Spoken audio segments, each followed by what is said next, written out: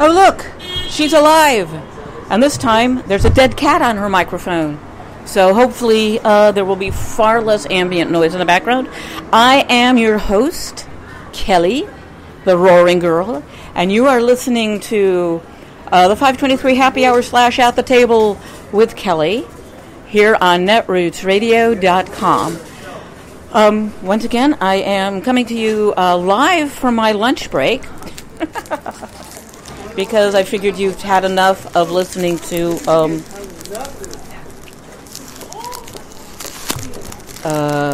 pre-recorded, previously aired, well, this is pre-recorded, so it doesn't really matter, but previously aired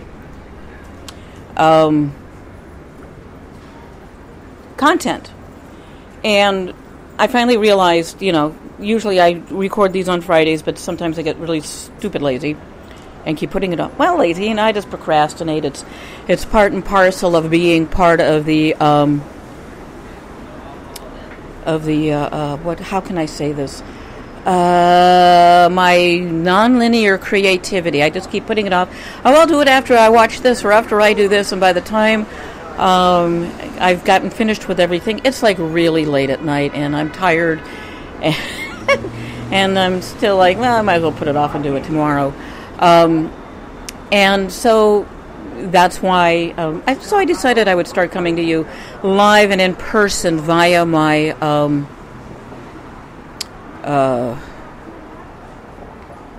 iPhone here on the corner of Lexington and East 87th in New York City on my lunch break.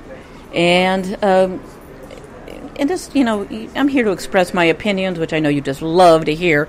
I woke up early this morning, and had this awesome thought process about talking about language, how manipulative language has become, and why I urge people not to amplify the crazy right, because you don't want to give them, the more we on the progressive left, even amplifying the extreme left, the more we amplify it by retweeting it or talking about it, unless it's something super egregious, we help them along. I mean, there was an article about Twitter's algorithm and how it favored right-wing Twitterers.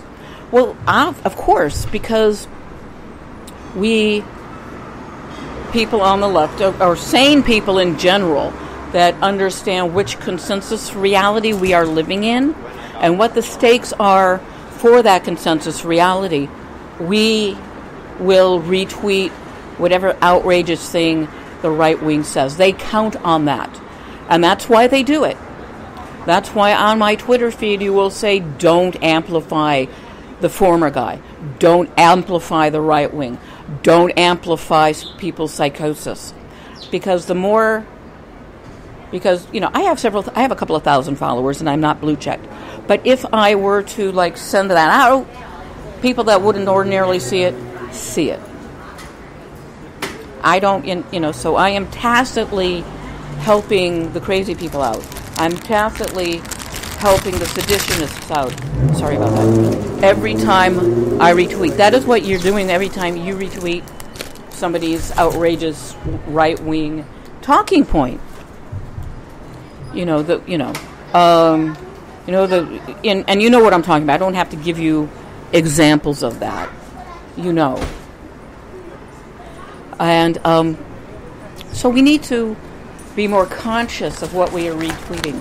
We need to go beyond that clickbait headline and take a look at what is actually being said.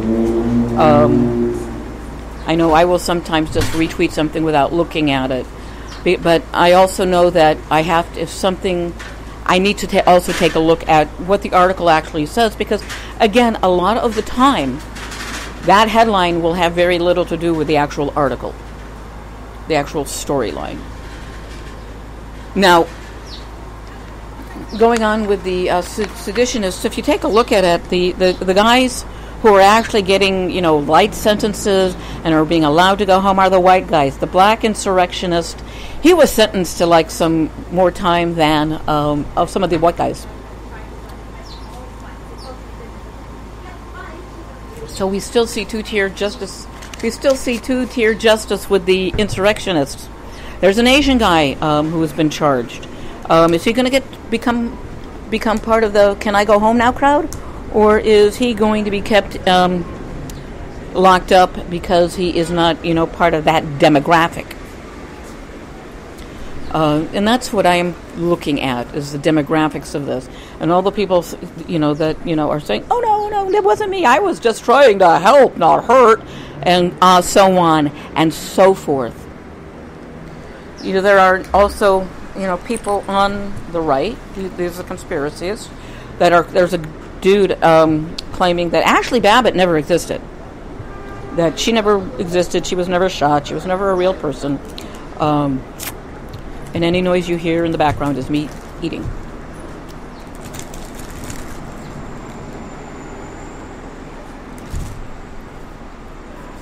And this is where the insurrectionists, the folks who want their coup d'etat now,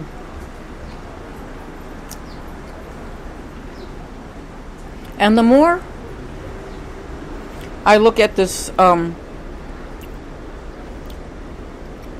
consensual insanity, the more I think of myself as one of the audience members in Marasad, who's watching a play written by the Marquis de Sade about the death of Jean Paul Marat, where all the character people in it, actors, are inmates of the asylum. And and what keeps running through my head is the verse is, Marat we're poor, and the poor stay poor. Marat don't make us wait anymore. We want our rights, and we don't care how. We want our revolution now. And that's what we're looking at. At that song, another part of that verse is why do they have the gold? Why do they have the power? Why do they have the friends at the top? We've had nothing, always had nothing, and so on and so forth, to voice their complaints. But what we're seeing is the opposite of that. We have people whose grandparents were against civil rights, and they're now complaining about the exact same things their grandparents complained about back in 1964. Oh no, you can't teach us, you'll make us feel bad. Well, this bullshit critical race theory goes all the way back to pre-Civil War and Uncle Tom's Cabin and Harriet Beecher Stowe. Southern sympathizers and slaveholders were so incensed at the outcry and the fact that Uncle Tom's Cabin was an international bestseller and had been dramatized, that they were put up on stage, and that Harriet Beecher Stowe had written a supplement to Uncle Tom's Cabin called The Key to Uncle Tom's Cabin, where she cited all of her sources. One of her sources is that photograph of the black man with the whip-scarred back. And so enraged were these sympathizers that they took and did a parody of Uncle Tom's Cabin, where Uncle Tom was made obsequious, servile, and that is where we get our understanding of that story.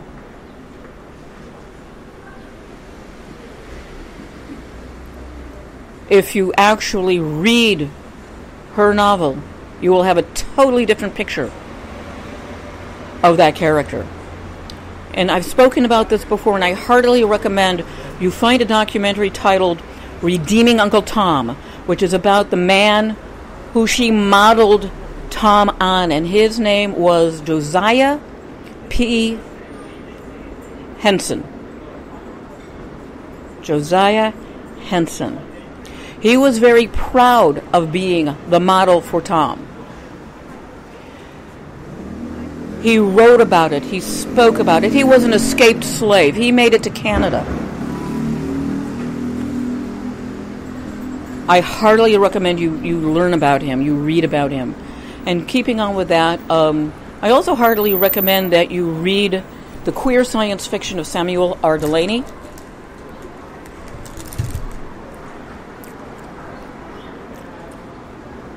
Who's a Hugo Award-winning Nebula. He's an absolutely amazing writer. His books are Race and Gender. He wrote the Nebulon series. He wrote Dahlgren, Stars in My Pocket Like Grains of Sand. You need to read him. I've been a huge fan of his since I read Dahlgren, which is just a very complex, wonderful book. Wonderful story. And I said this before, we need to understand in this fast-changing world, this paradigm change of language and humanity, we need to understand that not everybody is capable of an immediate comprehension, understanding, and acceptance and usage. So we have to make some accommodations for them to be able to wrap their heads around the expansion of gender pronouns. I'm going to go out on a limb and say not every person that misgenders somebody is doing it deliberately. If you have grown up with a binary outlook on your life, good, where everything is black and white, good and evil, without those gray scales, white hats, black hats, without the gray scales, without, even in Kinsey, I think, it was discussed that not everybody is exclusively gay or straight, that there is this broad spectrum. I am of an individual that, I don't care what pronouns you use in reference to me. I don't care. I will answer to them. I will acknowledge them. You can call me he, she, it, them, was, were, good, bad. It doesn't matter. What pronouns are used. Because in the long run, I personally don't think it makes any difference what pronouns are used. But that's just me. And you could say, well, yes, but Kelly, you're cis-het. How do you know?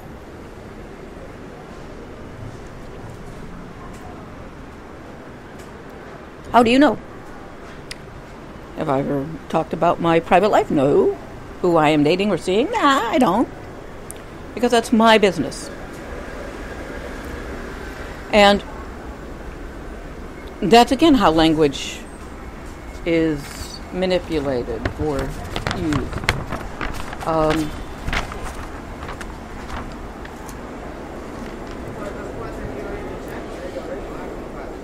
And this is another thing I want to bring up, is that in the world of communication, not everything is weaponized. Not every word, not every phrase is weaponized.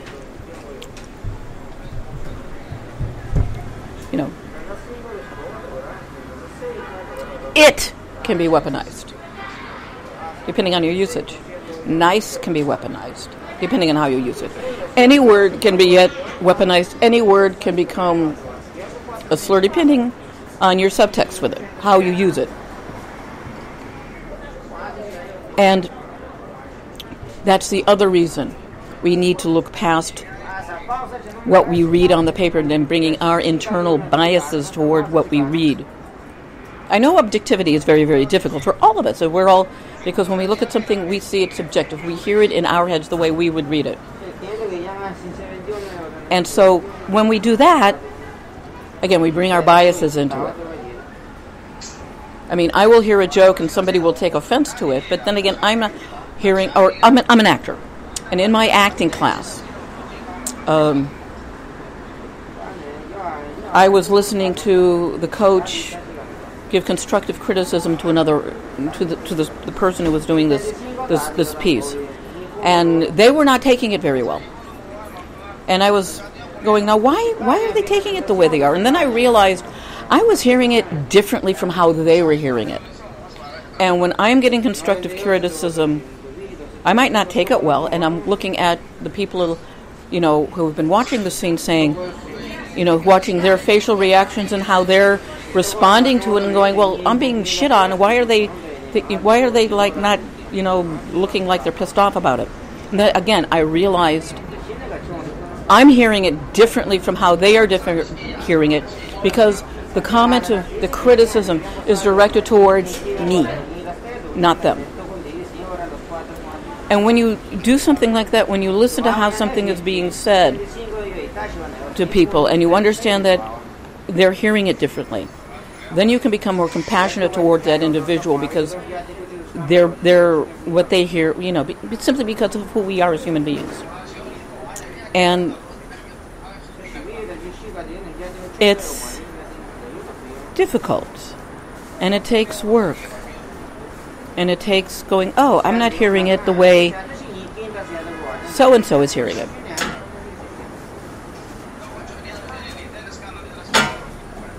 Specificity in your speech is great. Ambiguity is what leads to misinterpretation and that is the other thing. The right wing will leave things open-ended. They won't actually say what they want to say. They will say, if you listen to the former guy, he doesn't come out and say things he says himself. He says, well, I hear that other people are saying. Those are weasel words. Those are open-ended that allow you to fill in the blank.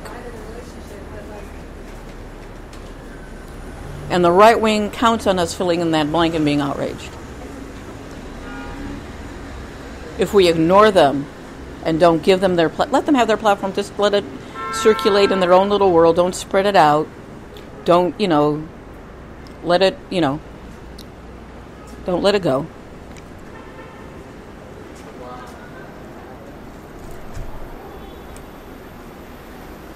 You take a weapon out of their hands.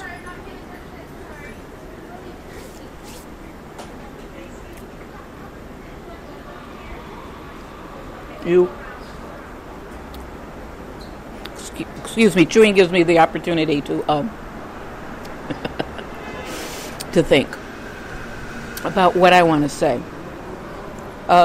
When you're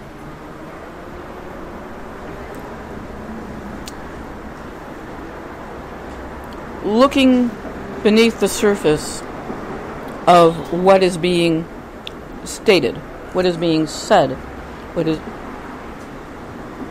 you can find the bullshit fact. Now, we all know when people, I cannot bear to listen to these right-wing assholes. And I'm very, very impressed with those that can listen to them and deconstruct what they are saying. I just have a low tolerance for that bullshit. But perhaps I shall give it a try.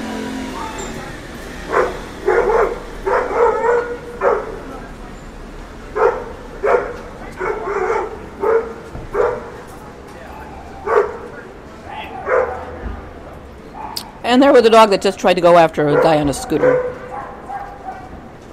No, where was I? Oh, yeah, I was repeating myself enormously about language. I mean, what we have to look below is everybody going, yeah, don't vote. The Republicans are being told not to go out and vote. Don't believe it. They're actually being told to turn out in droves. They're being told what not to do. So they're going to stomp their feet and say, "You're not the boss of me." They're going to be voting in droves in 2022. So this is why we have to turn out in bigger droves in 2022. We need to turn out in bigger droves on the 2nd if there's an election in your city or state.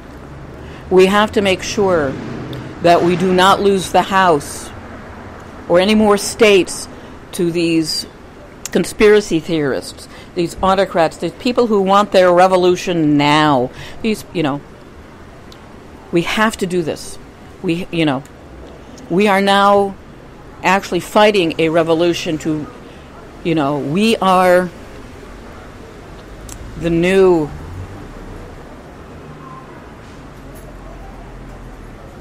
I hate using the word patriot because it has been so sullied by these people on the right, using the word to want to, destroy what we've had for so long.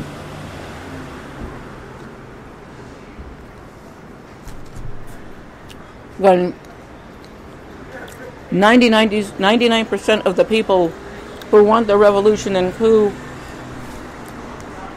are only demographically white to do what they have always done, protect the moneyed class. So all you Germans and Italians and Greeks and Hollanders and everybody who are not part of that 700 billionaire club, you're only white for demographic purposes, any buffer between them and people of color. Remember that. They have never had your interests at heart. Don't believe me? Take a look at the prescription drug plan. Take a look at how they can afford to give everybody a living wage who works in their companies, and they don't. Take a look at how they could end hunger and homelessness, and they don't, because, oh my God, if I spend $2 billion, I'll be $2 billion poorer. Because they don't give a shit. They don't care about it. You and I who go to work every day and make barely minimum wage after taxes, we are their wealth creators. We create the wealth. We make them their money. But God forbid they raise the wages and therefore to, bring down the earnings of their shareholders.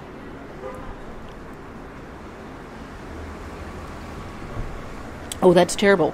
Or God forbid somebody who's on Medicare or Medicaid has the ability to have healthy teeth and gums so they don't die from a bacterial infection because their gums were in such bad shape that bacteria was able to get in through their mouths and kills. I had a friend. He was terrified of dentists. Never went to the dentist. His teeth were bad. They weren't rotting out, but they were just nasty looking. He had a nasty looking mouth. But because he wouldn't go to the dentist, he developed a gum disease. And because of that gum disease, bacteria was able to enter his blood system and it killed him. It affected his heart. And yet good teeth are not considered part of your health. Vision is not considered, anything that is absolutely necessary for you to do anything. And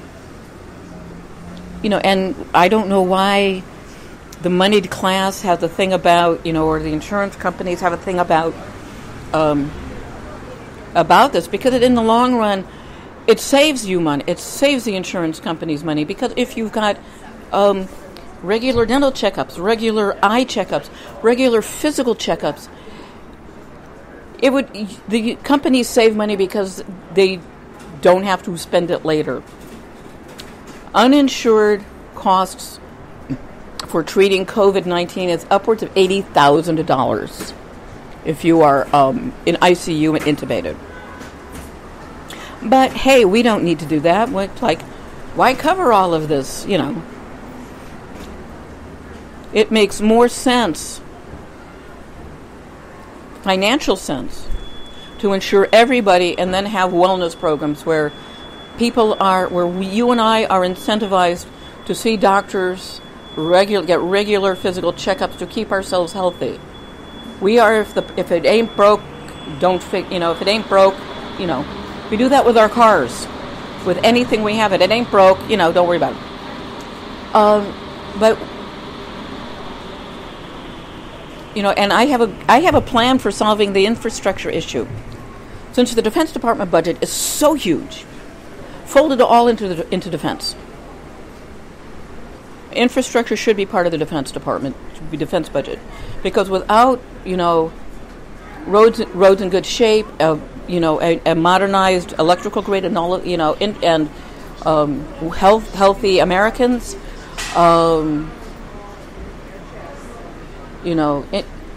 every home having broadband, we are at a loss. Our bridges are shitty. everything's falling apart, and if it ain't broke, don't fix it. And I know people are going to be horrified at the concept of rolling infrastructure into defense spending, but it makes sense. We need that infrastructure for the national defense. We need roads that can accommodate, tanks and all of that shit, God forbid. But we need to have roads that can handle that. We need the freeway, and actually that's why the interstate was created, was under Eisenhower, was to aid in the national defense, so you could move troops and whatever you needed from point A to point B. For the and for all this bullshit about cargo, shipping and all of that, being up, pay drivers a decent wage. Pay the drivers that have to wait around for hours waiting for their trucks to be loaded. Pay the drivers to bring their trucks, to drive their trucks back across country pay them. And you won't have a supply chain issue. Bring manufacturing back to the United States. It's skilled labor, yeah, but hey, skilled labor, work is work, and pay them above living wages. And by above living wages, I mean that their after-tax wage is $15 an hour or $20 an hour. $15 an hour is great until you take the taxes out, and then you're back down to take a third of that out. Then it's $10 an hour.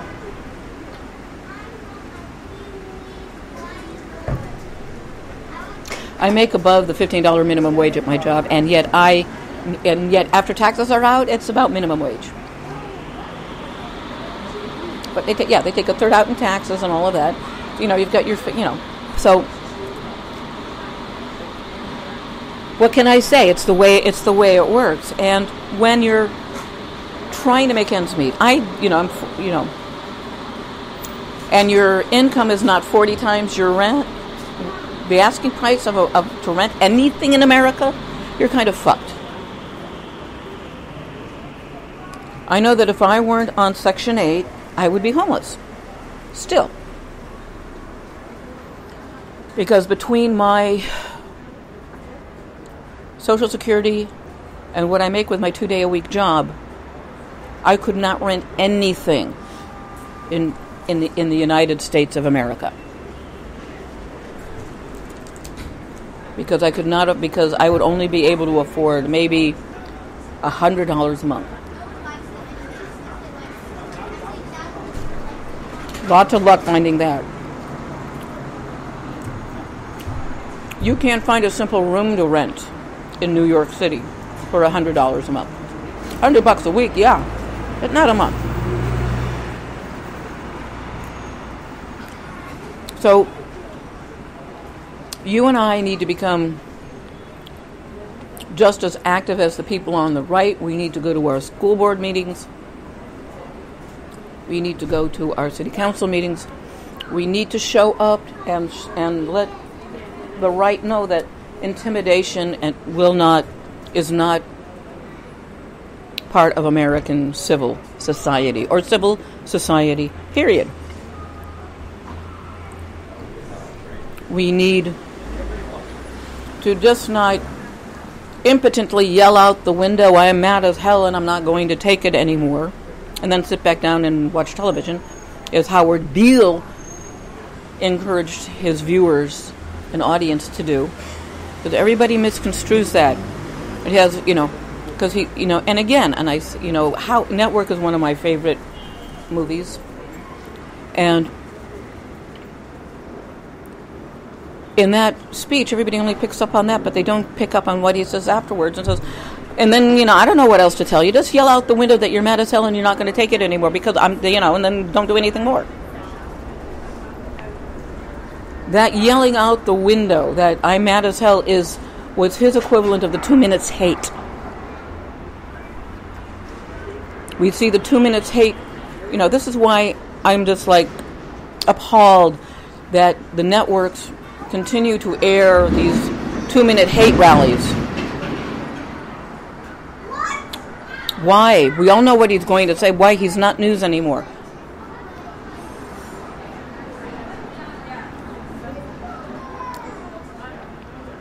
Why? He's not news anymore. Stop amplifying him. Let him sink into the oblivion he so richly deserves. Oh yeah, he's good TV, he gets good ratings, but no. Stop talking about his platform and the fact that the stock is tanking.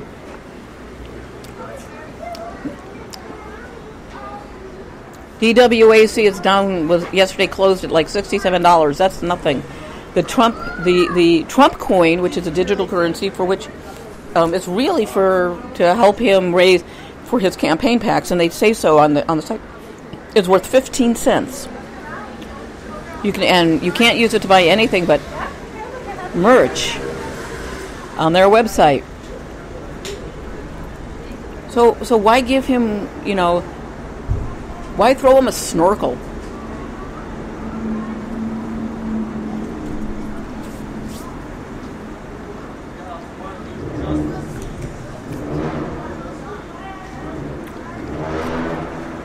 Yeah, President Biden is so boring.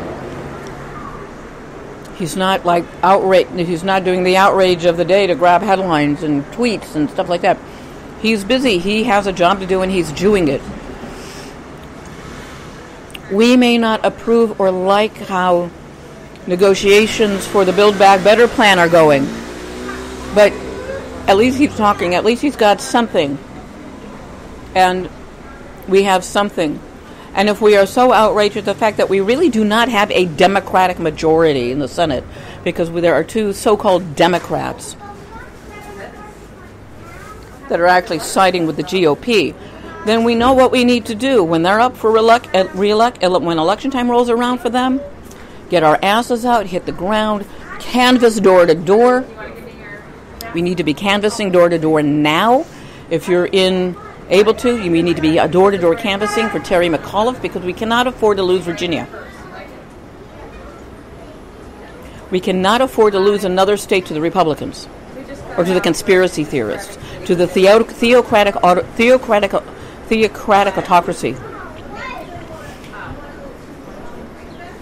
And so we need to have boots on the ground and canvass, and just not send out begging emails to raise money for this and that. We need to be out there talking to people about how Joe Manchin and Kyrsten Sinema are horrible for the people of West Virginia and for Arizona, and how people got sold a bill of goods with Sinema, and how the people of West Virginia keep voting against their self-interest to keep Manchin in his houseboat. I have no issues with Manchin living on a houseboat, because Washington, D.C. is really expensive. And it's actually much less expensive to live on a houseboat. But I really like the idea somebody put out on Twitter about taking all the moms with newborns should go and sit out go out to his houseboat, and between at 2:00 in the morning when their babies wake up and start yowling. I think that's a great idea. It's a nice piece of peaceful protest. I think it's a great idea. And I'm seeing movement with Sinema towards actually negotiating and compromising, because I think she realized that her that the honey wagon is about to close down on her, because people are so pissed off that she hasn't been doing anything. And she never did anything when she was in the House of Representatives either. All of her votes, except for one, were not voting. She voted once, and that was present. So she was not there so she just decided to just not vote, not say anything. She never told anybody what her platform, did any of her agenda, and she was a green or anything else. She's an opportunist. She's playing go along to get along. She's doing what Sarah Palin did. Sarah Palin was a secessionist. She wanted to have Alaska secede, if I remember correctly. In fact, I lost one of my YouTube accounts because of something. And she became a Republican to go along to get along, as was said in the video, that in a little bitty itty bitty clip that cost me one of my YouTube accounts. So we need to understand, and we need to look beyond look at what she's doing. We need to actually check into the people who want to represent us in the House and in the Senate and in our local governments and our county governments and our state governments. We can't just sit around hand-wringing that everybody, oh my God, we've got these Q people, they're running for office. Well, then we need to get out there and be just as proactive running as they are and, expose their agendas. Because unless we do that, we're hosed. We're completely, hosed.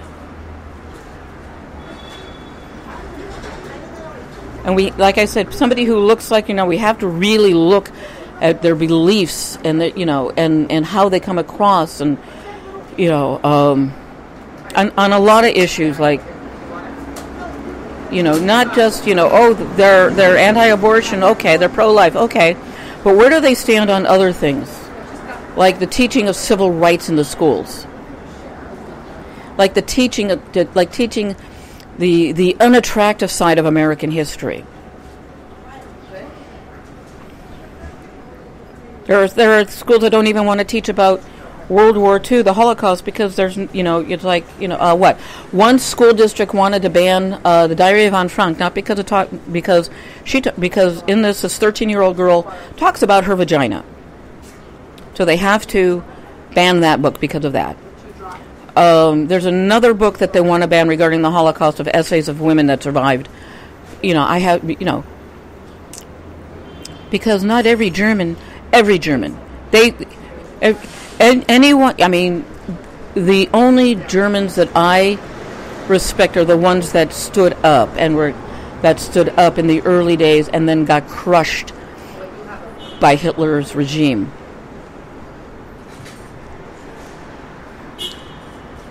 Everyone else who stood silently by, and any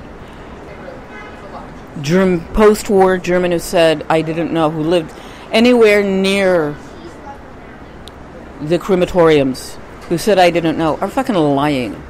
You know where the term snowflake comes from? Comes from the German guards at the camps. That is what they referred the ashes to, as snowflakes. Does that tell you does that tell you anything?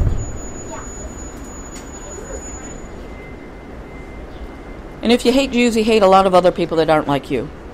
If you hate black people, brown people, Asian people, Muslims, Hindus, Shintos, anyone not your brand of Christianity, or Paulianity, because actually what we know as Christianity is more Paulism. At least from what I can gather, is hypocrisy. And you can see it everywhere. We are all hypocrites, and I don't care what you say. Not me. Yes, you are. Do you break promises? Do you say you're going to do something and not do it? You're a hypocrite. Do you outwardly profess something profess one thing in public and the opposite in private? Hypocrite. It's just human nature, unfortunately. And to finish off on that,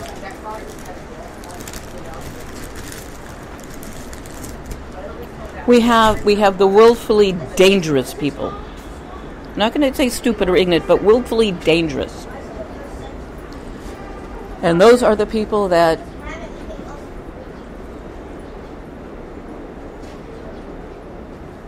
are like Abbott and death sentence and healthcare providers and first responders that are saying, we don't need this vaccine. We have natural immunity. Well, I was reading on Twitter. Again, I love my Twitter account, and this is my right-wing journalism training course.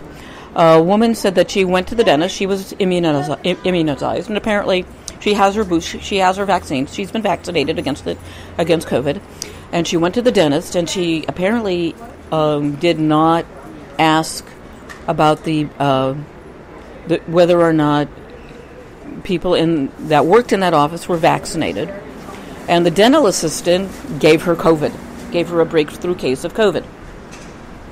Oh yeah, we don't need to be vaccinated. First responders, EMTs, we don't need to be vaccinated. And this is again, the media doesn't tell you that the majority of first responders, at least here in New York, are vaccinated. The media doesn't tell you that more cops in New York City died from COVID than died from gunshot wounds that last year have died. What does that tell you?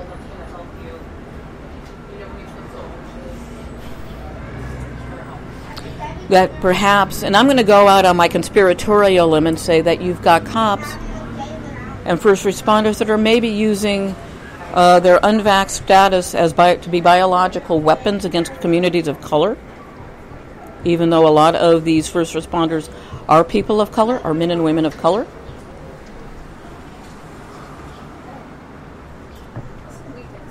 We're having a huge push in New York to get the black community vaccinated, and yes, so we understand the hesitancy because of the way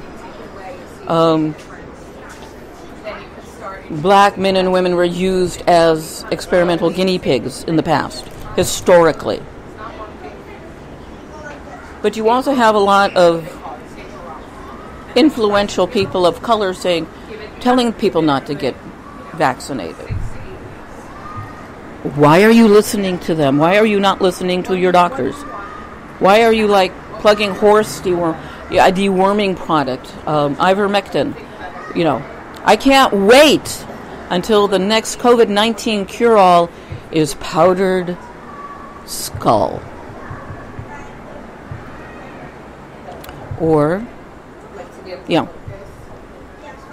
that's something else that I'm going to go into is about medical cannibalism. I'm going to go into that on my next show. So stay tuned. I got to cut this short because I actually do have to get back to work. So stay tuned for Katie Speaks here on netrootsradio.com. And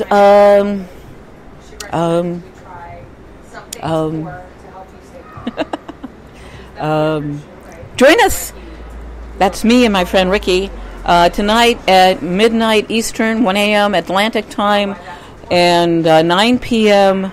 Pacific for the late night morning talk show with Kelly and Ricky here on netrootsradio.com. And you know what? We're also going to be live streaming it on Netroots Radio, on Twitch TV /Netroots Radio and Facebook Live, Facebook.com/Blatherfest. Again, that's midnight Eastern Daylight Time. And at some point, I'll also come up with the Swatch Beat Time.